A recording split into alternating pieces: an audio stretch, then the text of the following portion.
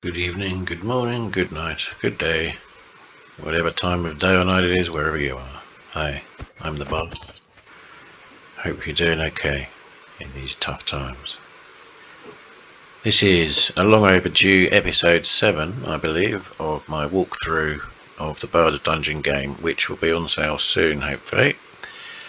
We've cracked some mischievous stuff that Microsoft have been up to that have kept me busy for a year and a half that was completely unnecessary. Bad advice from bad staff who don't know what they're doing.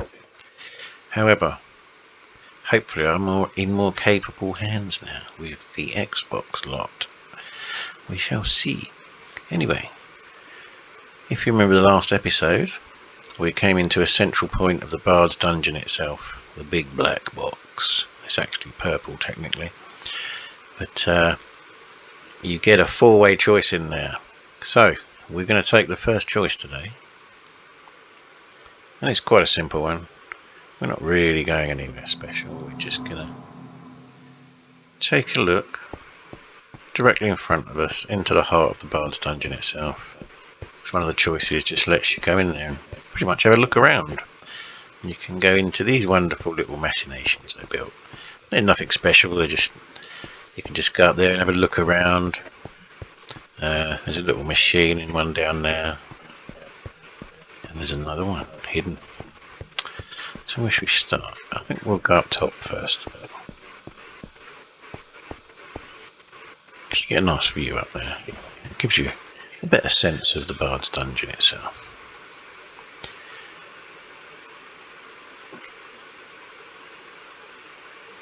Okay, note, not all my lifts are like this, but these are hardcore lifts, which means you have to stop and float and tread water until your air fills, and then go to the next pocket of air. Because I can be evil like that sometimes, but there you go. The game has to get more challenging in some ways, doesn't it? And breathe again. And up we go. It's a long way up. I think we're going to do the top floor, and then we're going to go down to the basement, and then we're going to do the middle. And you'll see why as we do it. Oh, I should have taken a breath of air. We're going to start. It's not good. Here we go. You have to be really on the ball with this game. It gets harder and harder the more you go through it. But there's some really nice sections where you can just chill out and go through some living artwork. Oh, we're pretty much there, aren't we? Remember. Oh yes, turn around. Here we are, top floor. There's an exit at the back, so you can climb on top of the sphere. Just like that. Oh yes. So, that's where we were. Remember, we came in through the train, minecart, into there, climbed up, popped out there. There's the map, which you can't see at this distance, sadly. It's like, probably could if you put a couple of cubes there, but yeah, so we just walked straight through there and come up here. So let's have a nice little look. You don't want to go too far down or you get stuck and you'll have to fall to your death. So, you know, I'm giving you roof access, but you know, be careful with it. Health and safety and all that. So you get a better view of what's going on down here though. Here, Luke. I still haven't told anyone what that is yet. All we know is it's labelled the Jump Around Arcade. It was one of the first parts of this that I built. Originally I built it as high as that, but frankly the game couldn't handle it. I was really disappointed, so I had to scale it right back to that tiny little thing there. But that was one reason why I built that across that land bridge there, because the rest of this is just literally built. The walls are just built around the edges of the island, but there's part of the island that goes to the land, and that's it there. And it was perfectly set up to do that, and that's what I did. So it looks a bit weird now. It's a shame.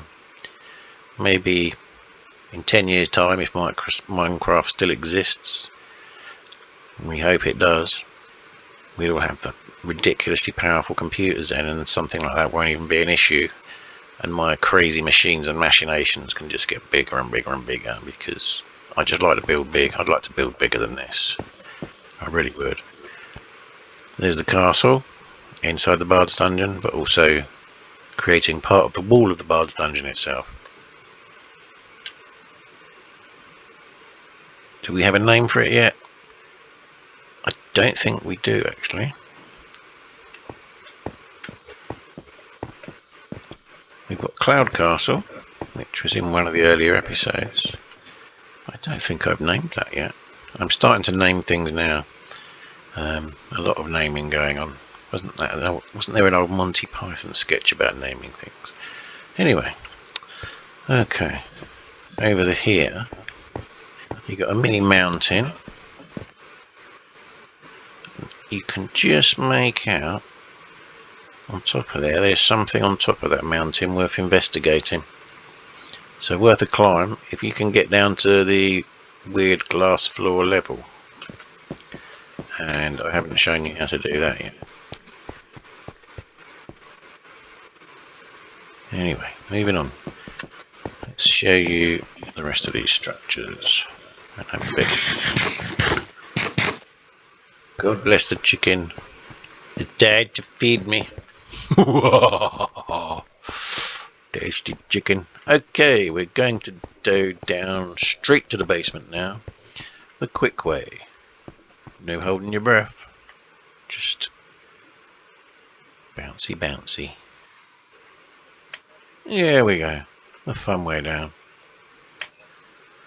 It was a revelation when I started incorporating slime box into my adventure. Oh, lots of fun. Yeah, you know I like going from the top of the world to the bottom of the world. Why not when you have the capability? Look at that, it's beautiful. Who wouldn't want a floor like that? Come on, moving stars in your floor. It's just incredible. So if you have the capability, I highly recommend installing a floor like that. Anyway, yes, we had another Bard coloured sphere. The old black and red. They're power colours, you know. You see someone walking down the road with black and red, either befriend them or run away. Now, what's going on down here? Not much. Like I say, these aren't really designed for specific uses. Not at the moment. I may add expansion packs, who knows what's going to happen. Actually, I was thinking of doing a Bards Dungeon 2.0 and just expanding the entire thing drastically and just turning it into mega cities, but the way the game is at the moment, it wouldn't be able to handle it. We'll see. So I'm going to come back to it as they progress with the technology, because it's my first adventure game and it's something I would like to make huge, and I'd eventually like to open up to people to help me build with as well. However, I have got another adventure game 2/3 built already, and I'm a pretty fast producer just on my own, but I'm going to be getting a team together at some point. Anyway, in my my first few weeks of this build, I was just experimenting by putting villagers in prisons, just experimenting with redstone mechanics basically. But I decided when I built this just to leave them exactly where I'd left them, because it didn't, I thought the sphere would overwrite them, but it didn't. It just kind of went right on the edge of where they were trapped, because all this was giant lava pit before. And anyway, I'll show you what I mean. How can I get on there? It's like this. I think that's that. There's a way in.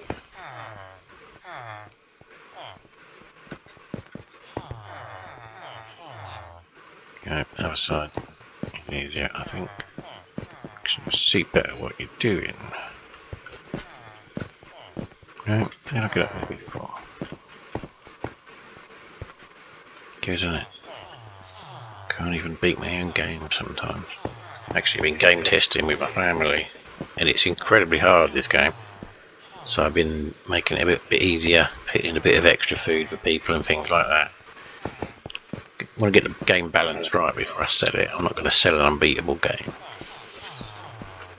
But it is, make no mistakes, this game is not for young children.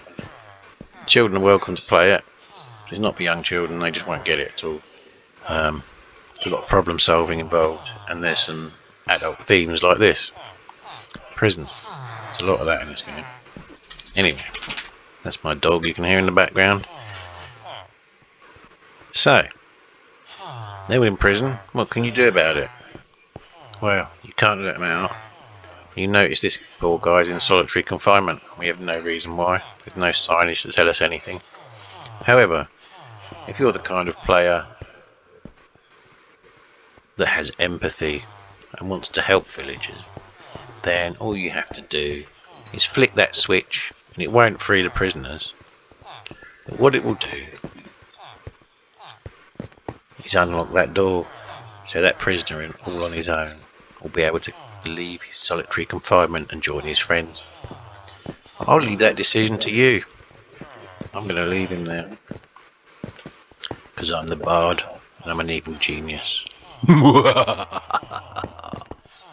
Anyway, moving on. Let's see the middle level, see what's there. We have a little machine.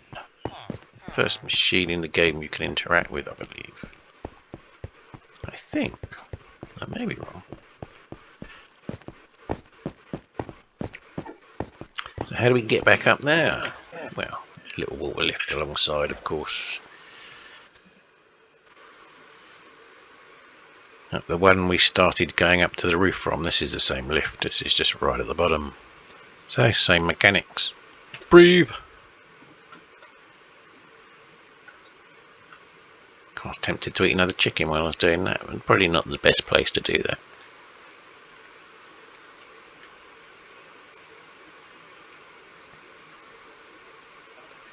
And breathe again. It's like a meditation, isn't it?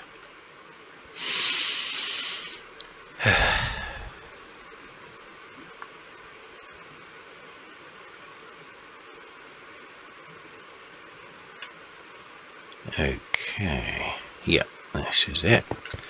This is the middle sphere, and it's in two parts. Now, building the Bards Dungeon, I decided to have a two-level system. So, above the glass ceiling, I know it's a metaphor for a lot of people, above the glass ceiling is the real stuff. Pretty much most of my build here. Below it is pretty much as nature intended, apart from this bit of the sphere, really, and a couple of other things. But below the glass ceiling is a desolate landscape over there, with a few hidden secrets behind those mountains, if you care to explore. And there's a really lovely village on the other side, in that direction. And you definitely want to explore that, because that will lead you to another part within these walls. Anyway, let's go to the next level.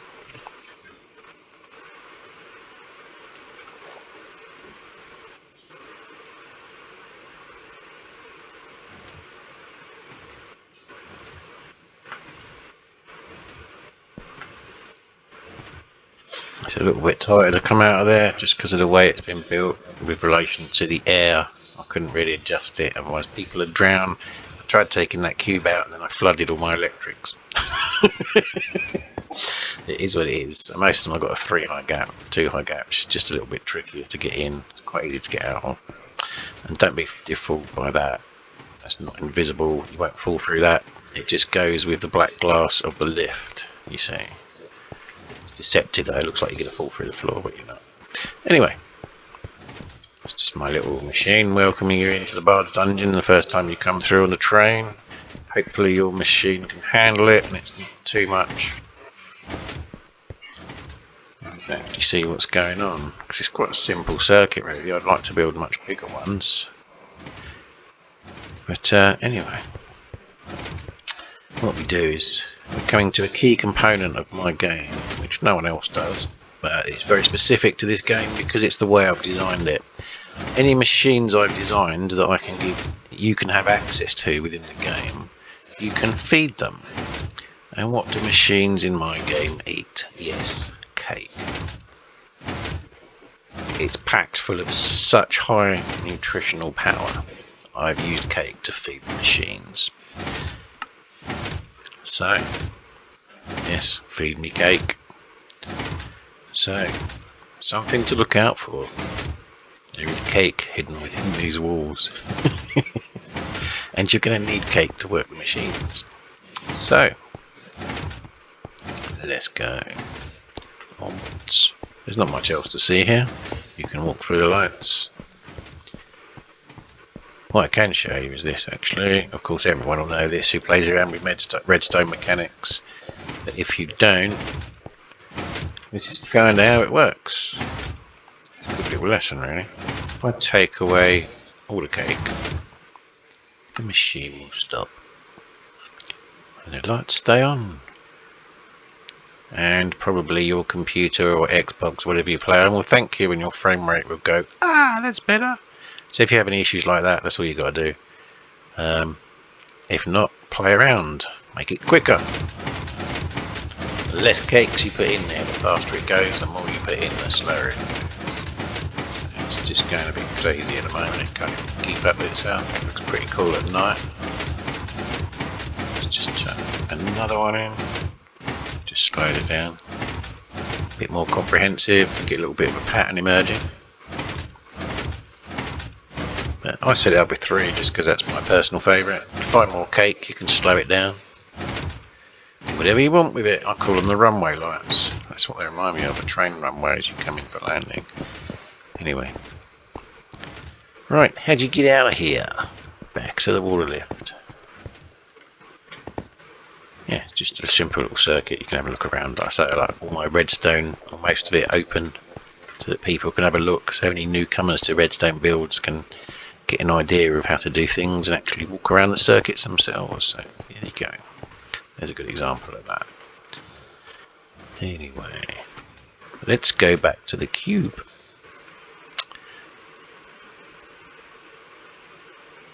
Because I think that is all those bits explored.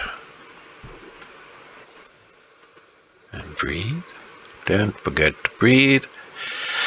I always forget to breathe.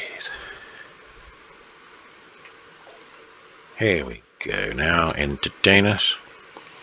Yes, don't forget to have a look on the top of that mountain. Wow, I'm going to explore everywhere eventually, really. That's the whole point. It's all about the journey, not the destination in this game. Because the journey is endless in this game. You will not stop moving. If you're not that kind of Minecraft player, don't buy the game. If you're an explorer of new and weird and wonderful sites like these, play my game, you'd love it. There's lots to come. This is only the start. I shall leave it here. Have my bit of chicken. Apologies to all the vegetarians out there. Let's have a cookie for them. Mind you, that's probably got eggs in it. I don't know. Beetroot, anyone? Okay. Yeah. I don't know. I'll catch you later. Take it easy, everyone. Peace out. Namaste.